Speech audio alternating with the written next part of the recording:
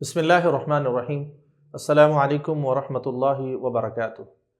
پیارے بچوں، آج کی کلاس میں ہم آپ کو خوش آمدید کہتے ہیں۔ آج کی کلاس میں ہم جماعت صوم کا مختص حصہ پڑھیں گے، تو آئیے اس سبق کی طرف بڑھتے ہیں۔ آج کے سبق کا عنوان ہے پڑھنا، یعنی ذیل میں دیے گئے اشعار کو درست تلفظ، لے، آہنگ اور روانی سے پڑھیں گے اور آخر میں دیے گئے سوالات کے جوابات دیں گے اور اس بابت عنوان بھی لکھیں گے۔ تو پہلے اشعار کو درست تلفظ، لے، آہنگ اور روانی سے پڑھتے ہیں۔ سبھی کچھ خدا نے بنایا ہے بھائی، ہے اس کی نگاہوں میں ساری خدائی، یہ خوش رنگ پھول اور پھل پیارے پیارے، یہ دن اور سورج، یہ رات اور تارے۔ اب اس کے بعد ہم سوالات کی طرف بڑھتے ہیں۔ سوالات میں پہلی چیز ہے، دنیا کی ہر چیز کو کس نے بنایا ہے؟ تو دنیا کی ہر چیز کو اللہ تعالیٰ نے بنایا ہے، خدا نے بنایا ہے۔ اس کا جواب یہاں پہ موجود ہے۔ دوسرا سوال ہے، خوش رنگ کا مطلب کیا ہے؟ خوش رنگ کا مطلب ہے خوبصورت، خوش نمائی، جیسے کہ آپ پھولوں میں دیکھ سکتے ہیں، پھلوں میں دیکھ سکتے ہیں، آپ کو مختلف رنگوں کے پھول، مختلف رنگوں کے پھل ملیں گے۔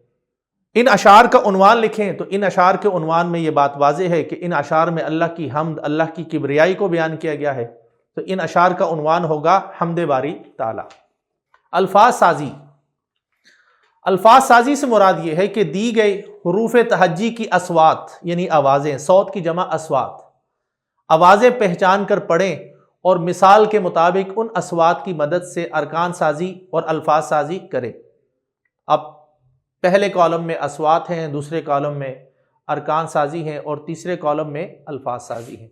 تو ایک مثال آپ کے سامنے پہلے سے موجود ہے، مثلا تا ہے، تا سے تلنا، تلواریں۔ ارکان سازی میں تلنا اور الفاظ سازی میں تلواریں۔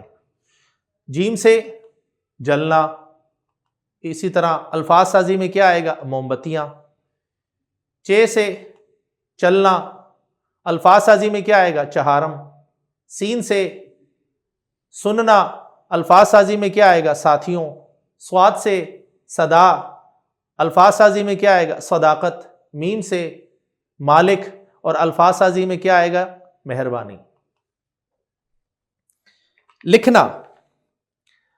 اب ہم لکھنے کی عنوان سے چند چیزیں پڑھیں گے، ان میں سر فہرست چیز ہے نثر کی تعریف۔ نثر کسے کہتے ہیں؟ وہ تحریر جو نظم یعنی شعر کی صورت میں نہ ہو، بلکہ سادہ انداز میں اگر کہا جائے تو سادہ انداز میں لکھی ہوئی جو بھی تحریر ہو اسے نثر کہا جاتا ہے۔ نثر کرنے کا طریقہ کیا ہے؟ یعنی نثر لکھنے کے لیے نظم یا اشعار کو آپ جب اپنے الفاظ میں استعمال کریں گے، اپنے الفاظ میں یا آسان اردو میں تحریر کریں گے تو اسے نثر کہا جاتا ہے۔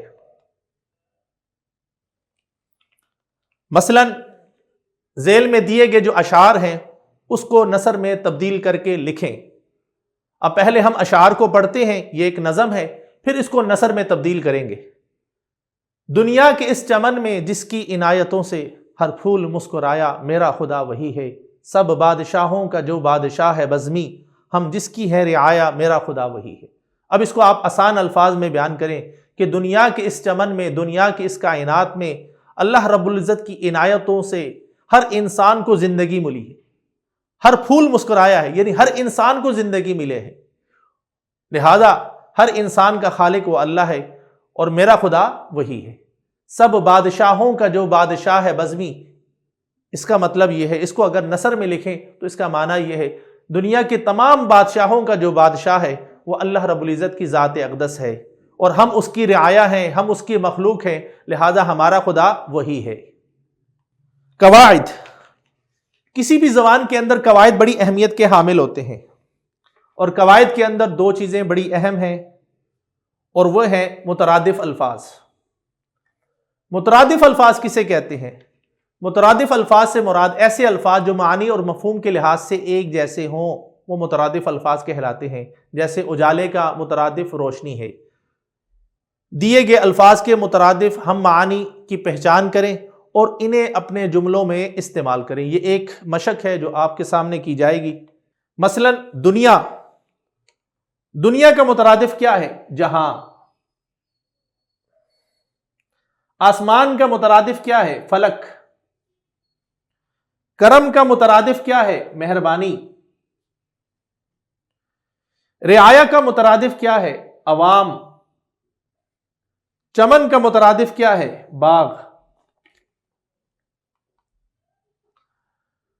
اب آخری چیز پیارے بچوں وہ گروہی سرگرمی ہے۔ گروہی سرگرمی سے مراد گروپ کی شکل میں بچے کوئی سرگرمی کریں تو وہ سرگرمی آپ کے لیے پیش خدمت یہ ہے کہ ٹی وی، موبائل یا کمپیوٹر وغیرہ ہر اللہ تعالیٰ کی عظمت کے بارے میں اس میں آپ عبارت پڑھیں اور اللہ تعالیٰ کی عظمت کے حوالے سے جو عبارت ہو وہ اسے پڑھ کر ساتھیوں کو سنائیں۔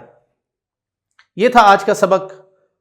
اگلے سبق کے لیے ہم آپ کی خدمت میں دوبارہ حاضر ہوں گے۔ آپ کی سماعتوں کا شکریہ۔